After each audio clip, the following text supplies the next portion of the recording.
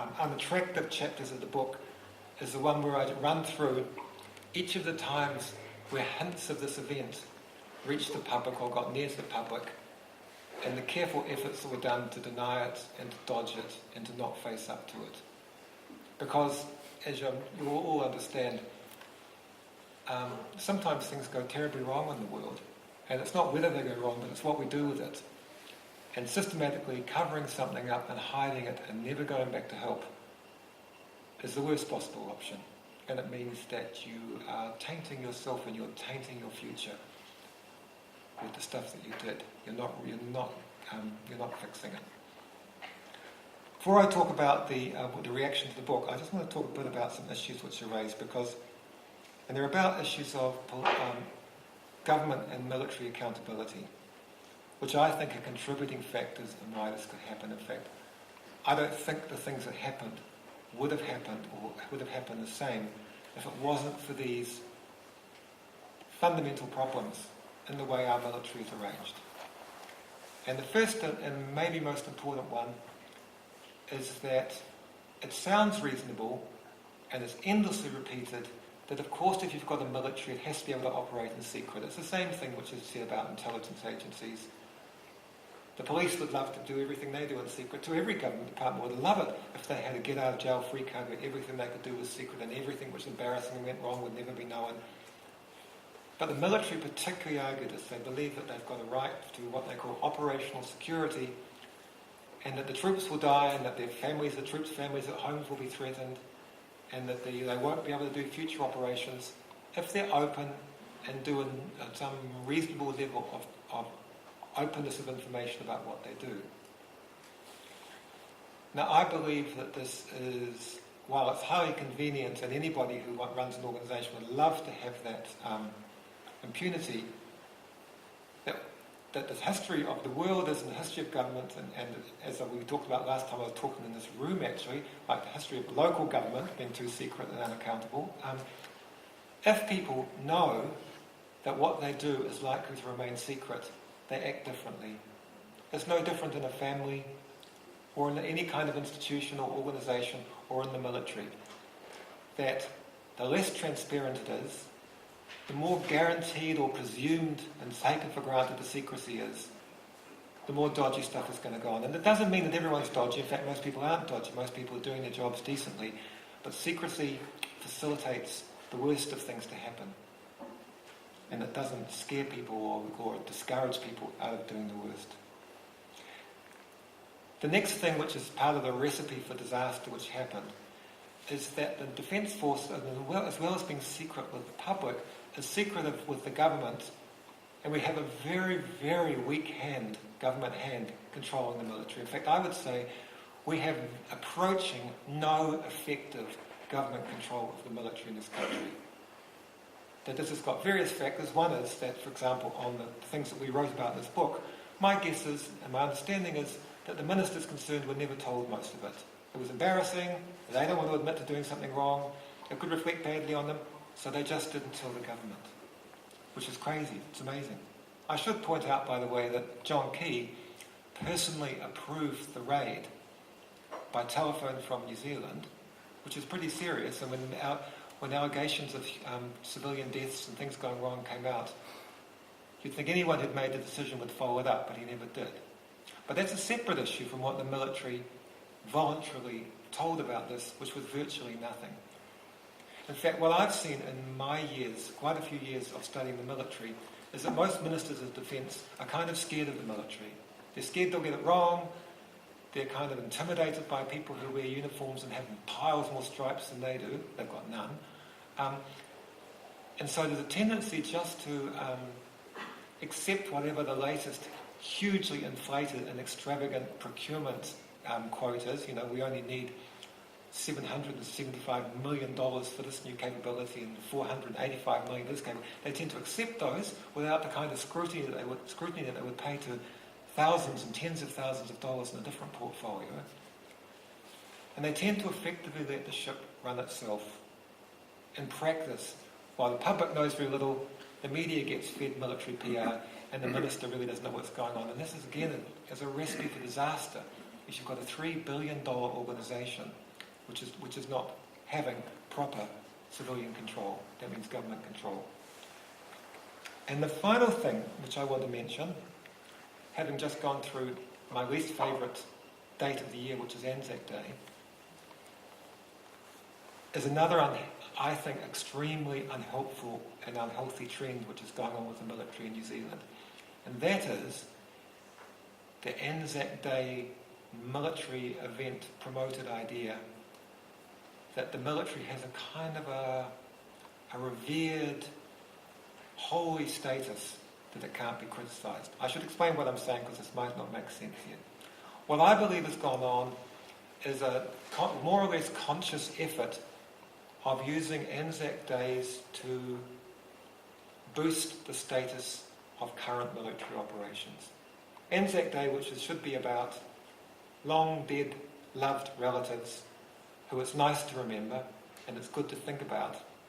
If you were in Wellington for the most recent Anzac Day, there was a flyover of military aircraft during it, and the one that they had for the 100th anniversary of Gallipoli had a parade of military vehicles through the street with confetti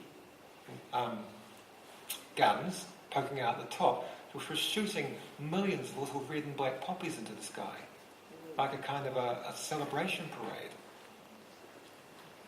And what happens at these Anzac Day parades, which I think is really insidious and which is a cultural feature of our natural or a national identity thing, which we should all be thinking very carefully about, is that on Anzac Days, the sleight of hand happens where people say, we remember our loved ones from past wars and the sacrifices that they made. And then there's a sleight of handers and people in current conflicts. And suddenly, with this by the sleight of hand, we get a situation which would not happen with the police or with internal affairs or with child, youth and family, where it's okay to criticise what their staffs do, and if they stuff up, everyone talks about it. But then when we talk about what the military does, people can start to say, how dare you insult the girls and boys who are working so hard for us. Now, this might sound like a small thing, but I actually think something really bad and dangerous is going on with this, and I recommend to you to think about it, because I think that anything which puts a group of public servants kind of above criticism and above scrutiny is just laying the pathway down for catastrophes. For the same reason that secrecy does and a lack of government accountability. That if you have the cultural, a mangled, confused, incoherent cultural identity idea that you shouldn't criticise the military, it's going to end really badly. And we're kind of heading down that road, or being taken down that road, without people thinking hard enough about it. This is a slight diversion, but I really think we should think about it. Because what I believe is, just to summarise this, I think that every public organisation, every private organisation too, but every public organisation needs to be able to be questioned. It needs to be able to be scrutinised. We need to be able to have the information where we can decide whether we agree with what they do. We have to know about the things which they've done, even if they're things that they're embarrassed about and which haven't happened, which will put them in bad regard. If we don't know about that, then what exactly did they die in the war for, and all the rest of that? Because that's things, as I say, things are going to go wrong. Just like the last thing I'd like to talk about before I take questions, which, as I said before, I'm really looking forward to, I think will be the best part. I want to talk about the government reaction to the book, which was utterly predictable but kind of interesting. You may have seen what the government did was, and what the military did, that when the book first came out, the military said, it's all wrong, it's completely inaccurate, there's nothing in it, and we don't have to reply, we've nothing to look at here. And then because it didn't go away straight away, they came up with a series of arguments that they used for why it was wrong. And I will quickly say, for a start, one of the arguments they used, they were unfortunately correct. You may have heard this, and I'd just like to clear it up. You may have heard the Chief of Defence Force say that we had the wrong location for where the raid happened. If you heard that, it's true, okay? It's true. What happened was that the locals who we talked to, who know perfectly well where they live and what their villages are called and where each house is and what happened to each person, went through all of this, which is written into the text of the book, And when we came to the stage of doing an illustration, which has been quietly whacked out for the next edition, we asked them to note where on this roadless, mapless country that those villages were. And they pointed at a point 2 kilometres up down the river from where it actually was. So we had a minor mistake. But the first manoeuvre that the Defence Force did was kind of, magnificently amazing. Was the Chief of Defence Force said, "Look, we've checked out where it was, and it's obviously not the same raid. There must have been 2 raids called Operation Burnham on the same night." Which is, I think you'll understand, is the kind of magnificent debating point you'd expect from a Year 9 student who wasn't very good at debating, because it was so utterly lacking in credibility. And then when that one had come, and then alas, I checked their maps and their details and came out and said that they were right, but that everything else in the book was right. So they moved on from that, and they put out a series of denials, and the most interesting one is the one that was given to us by someone in the army, which had been circulated by the Chief of the Army around all the staff, all the army staff. And this had a list of very specific denials about, no, they weren't firing at innocent running civilians, they were firing at insurgents, they killed 9 insurgents, although they don't know what their names are, and maybe they weren't the ones that they were originally looking for. In fact, they were none of the ones they were looking for were in the place. But they killed these insurgents, and no, there weren't 12 houses destroyed, there were 2. One of them was left unattended by the fleeing locals, and a cooking fire caught on fire in the house. I'm not making this up. And so on.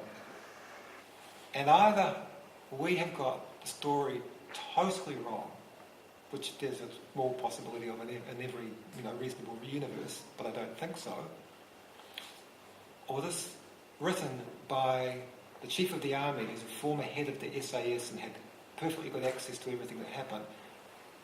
The version that was put around the military was a complete pack of lies, which is staggering. Because speaking for myself, I know some people in the media say that they never trust any bastard in authority, but actually I always think that people will probably tell the truth. And it never ceases to amaze me when people say something directly which isn't true. But it seems like it's not. And what I thought would happen, what should have happened, was that if they had decided that we were completely wrong in the book, what would be more fantastic than to have an inquiry into the whole thing and rub our faces in it? Obviously, there were no civilians killed, they didn't really burn down and blow up houses, they didn't neglect people who were injured on the ground, they actually just killed insurgents bravely and wonderfully and did a really good job. Why don't they have a full and open inquiry and get all the information out there and reveal us as the charlatans and, poor researchers that we are? Well, they're obvious, you're hearing what I think the answer is. The obvious thing that would have happened, the normal thing that would happen in a case like this, is that the government should have announced the inquiry which we asked for. We didn't say, would you please send people to the International Criminal Court? We didn't say, would you start proceedings against people who may have broken crimes of international law and war crimes? We had this most modest of requests, which was that there would be an independent inquiry, which, by the way, is what international law on war crimes and the law of war says you have to do if there have been civilian deaths and allegations of potential war crimes. So all we did was ask for that most minimal level.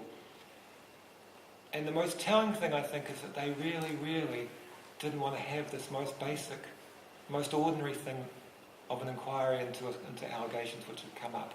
And why wouldn't they want an inquiry into allegations that came up? I believe the only rational explanation is because people in the SAS and the military do not want to be caught out, first of all, with what they did wrong, which was partly mistake and partly rage, and then what they did after that, which was neglect and abuse of their code of conduct by not helping, and then worst of all, perhaps, was their cover-up over 6.5 years while they consistently tried to make sure no one would find out. It's got bad enough that they had 2 choices. They either allowed an inquiry and fronted up, or they upped the ante by yet again denying everything. And they chose to yet again denying everything. And so my last thing I'll say is that I hope no one here thinks that by the government refusing to have an inquiry, it's the end of the issue. In fact, having an inquiry would have been the best way. They could have closed it down and allowed it to run its course and sorted it out. By not being prepared to have an inquiry, I believe they have guaranteed that it's going to fester and bubble on. They have sort of played into our hands that the issue is not going to go away, and it's going to roll on until it's got resolved. And the reason I feel confidence about this is that there were war crimes in the First World War, there were war crimes in the Second World War, and they don't get forgotten even though everyone's dead. They just hang around because war crimes, or potential war crimes, are such a serious thing in the life of a country that you can't say, oh good, we bluffed our way through the news cycle, everyone's forgotten. They stay there until they're sorted out. Kia ora tātou.